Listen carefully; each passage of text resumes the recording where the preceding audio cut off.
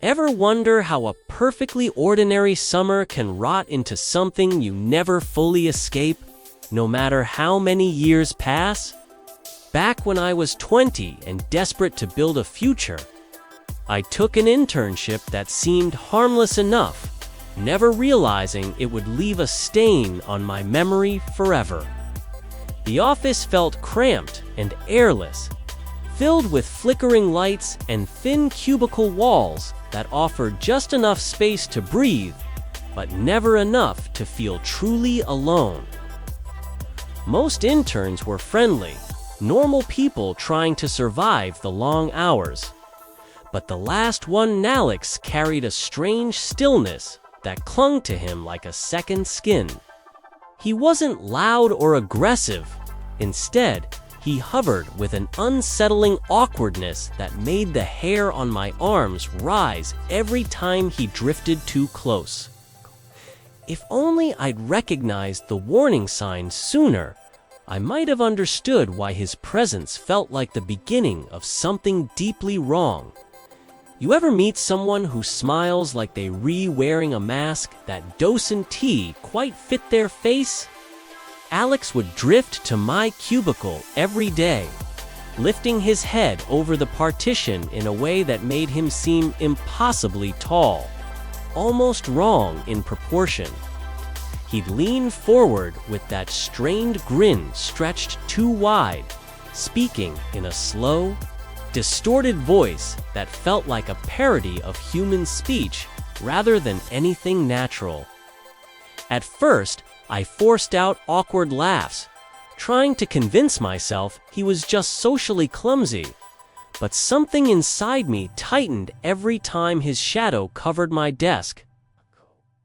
The other interns shrugged it off, assuming he'd chosen me as the target of some bizarre attempt at humor. But I felt like prey being studied by something unfamiliar.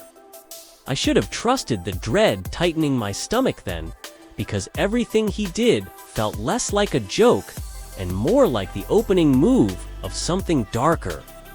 Sometimes the scariest moments begin with something small, like a phone ringing when it shouldn't. One night, while eating dinner alone, I answered an unknown number expecting a delivery update, only to be met with several seconds of thick, unsettling silence. Then Alex's warped, theatrical voice spilled through the speaker, louder and more jagged than it ever sounded in the office, reciting a cryptic warning like some twisted nursery rhyme.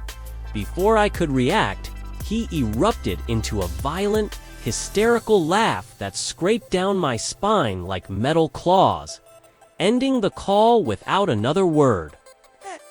What terrified me most was T. Just his voice, it was knowing I had never given him my number. And the landline he used wasn't traceable to anything familiar.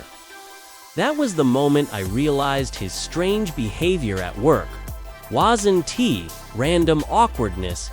He had been watching me far more closely than I ever imagined. Some fears don't hit you in the moment. They wait until you're alone, half awake, and vulnerable enough to feel them fully. After Alex was fired, the office felt lighter, and everyone assured me he was gone for good. But a gnawing unease kept twisting inside my chest.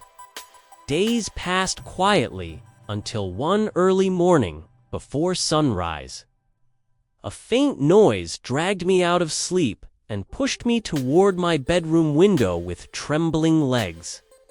Outside, standing in the half-lit gray of dawn, was Alex's thin figure staring directly at me, his posture unnervingly rigid as if sculpted from something lifeless.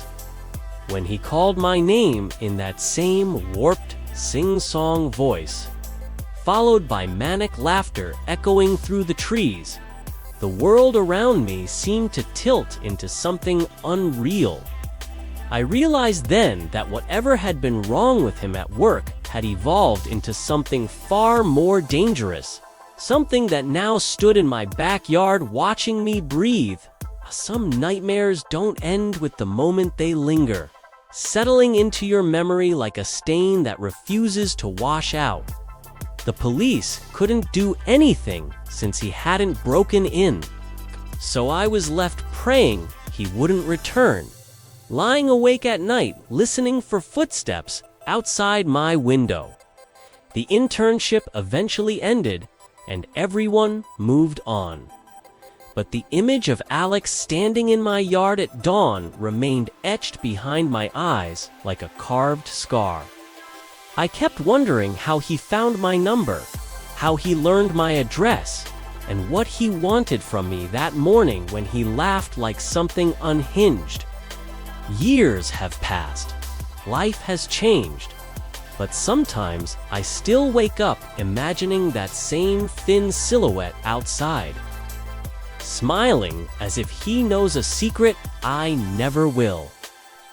Because the truth is, you can escape a place, but you never really escape someone who once watched you from the darkness with a laugh meant only for you.